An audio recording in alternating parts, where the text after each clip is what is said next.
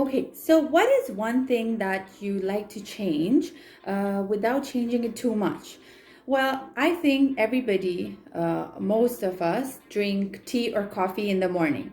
So if you are a tea lover, all you need to do is in a week, um, 2 or 3 times a week, take a small piece of ginger and add it to your tea in the morning or whenever you're having your tea.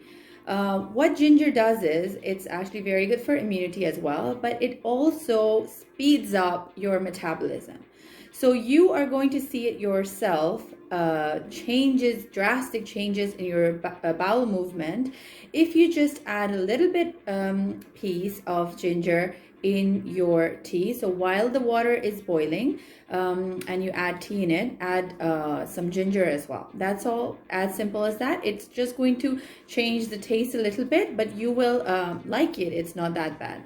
And just have it 2 to 3 times a day. 2 to 3 times a week, and see the difference yourself. The second thing I'd like to recommend is add dates in your diet. So see if you can just have 2 dates a day. Okay, so according to one hadith by Muslim, a household that has dates does not feel hunger. And there are multiple hadith where you find that 2 dates are sufficient to replace your meal. So imagine the amount of energy that they have. So if you are going vegan or you're on a protein diet, think about this one small date packed with loads and loads of nutrition and essential energy that you need to function. And if it's sufficient to replace a meal, then think about the benefits that it might have. And in Quran, the dates are, in addition to the other fruits and vegetables mentioned, the dates are mentioned approximately 22 to 23 times in Quran, emphasizing about how beneficial they are to us. So go get dates in your house right now. Now, my next question is, how many of you thought that bone density test is the same as vitamin D test in your body?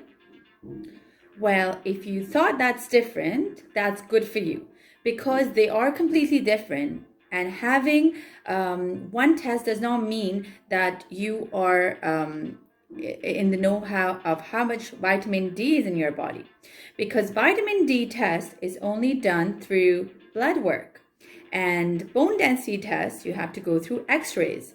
So there's different ways of finding out how much vitamin D is in your body. One way is you go to the hospital and find out through a blood test, but there's also home vitamin D tests, just like those sugar diabetes instruments available. So you have those prick needle instruments available in the markets, and you can go get that to find out how much vitamin D is in your body. And in just 2 minutes, I'm going to tell you why that is important to know, because you actually might be deficient in vitamin D.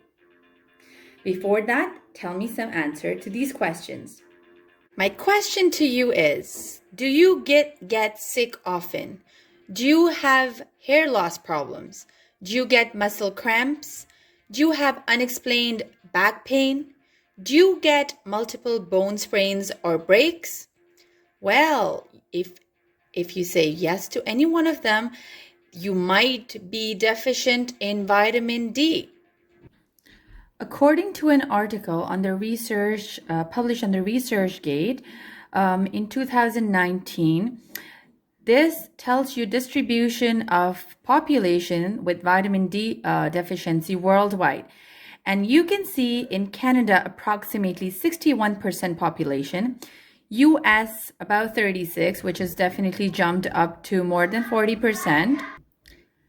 And to your surprise, you might see that in Middle Eastern countries, where you might see a lot of sun, about 90% population is deprived of vitamin D. So if you think you don't have vitamin D deficiency and you're exposed to a lot of sun, that might not be the case. So get yourself checked. And vitamin D does affect your body, not only in bone metabolism, it also affects your immune system, it affects your muscle system, protects your blood vessels and your digestive system, and the function of cardiac muscles, which is your heart. And in this diagram, you can see that the vitamin D sources are skin. So your body produces vitamin D when in contact with the sun. Food sources are there for diet supplements. And this is basically affecting your liver. This is all processed in your liver. So vitamin D is working strongly with your liver for absorption of calcium and phosphorus in your body. This brings us to another very important idea. I want you to focus on this bone composition diagram for a moment and know that more than 50% of your bone composition in your body, that means more than 50% of your bones are made of calcium and phosphate. And if you look at your total body, 99% of your body's calcium and body's phosphate is inside your bones. So where does this come from?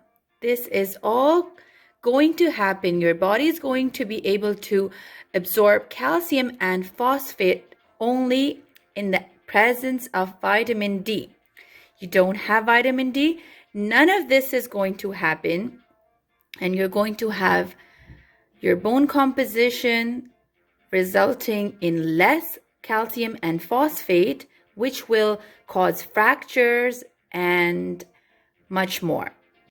Okay, so lots of ladies who have miscarriages and who are struggling to lose weight after their babies, you also need to check your vitamin D, because according to WebMD and other sources, there are lots of studies that show that vitamin D deficiency is one of the causes in miscarriages, and maintaining their level does decrease the risk of miscarriages and also birth defects. So you cannot expect to lose weight if your liver is malfunctioning and you have a deficiency of a vitamin as important as vitamin D in your body, because a healthy body is the only body that is going to metabolize properly and going to lose weight. If your liver is not working and you have a deficiency of vitamin D, which is causing your weak bones and weak muscles, weak immune system, you cannot think about kicking off metabolism and losing weight in a healthy way. So that is something you need to check on. Okay, so before I mention to you foods with vitamin D, I'd also like to clear this misconception about calcium-rich foods, because we think that only food products like milk, cheese, and yogurt have calcium in it. So it's important that we do maintain calcium and vitamin D with food. And if you are, for whatever reason, unable to consume healthier food and it's not available, then you take the supplements in the form of additional vitamin D or calcium.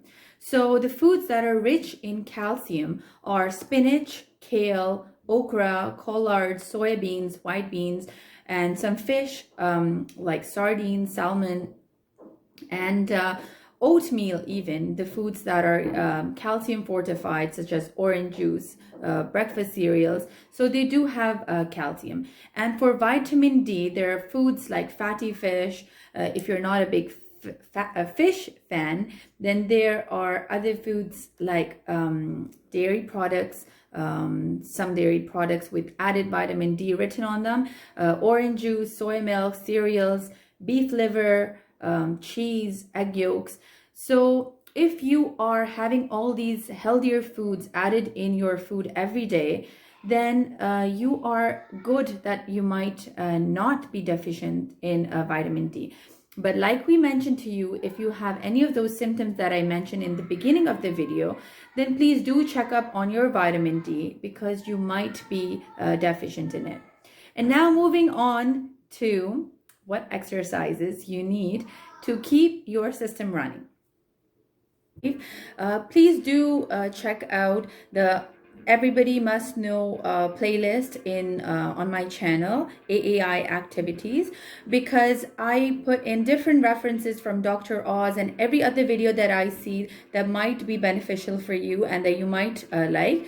So do check that out, because I also put in a video about vitamin D from Dr. Oz on that folder.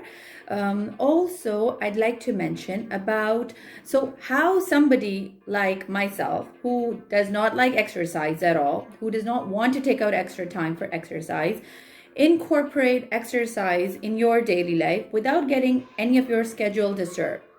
So first of all, I do like to mention about the prayer. So everybody is talking about yoga, yoga, yoga. What is yoga? Yoga is meditation that basically you take your mind off from the daily schedule and worries, and you just like focus and concentrate on one thing.